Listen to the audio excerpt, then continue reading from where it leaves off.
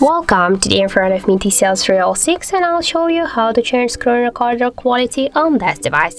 So we have a couple of ways how we can launch the screen recorder just settings. So the first one, we should go into the settings, and after that scroll down to the advanced features.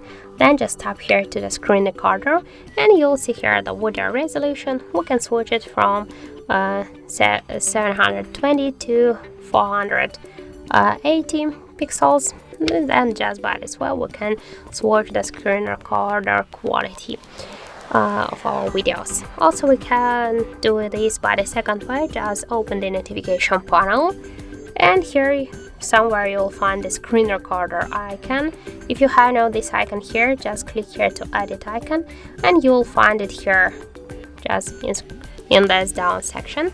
Just to edit here, hold it and drag it here to this up section, and after that just hold for a while this screen recorder icon, and you'll launch the same screen recorder settings.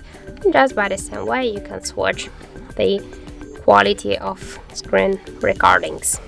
So that's it. Thank you for watching, and if you found this video helpful, don't forget to leave a like, comment and to subscribe our channel.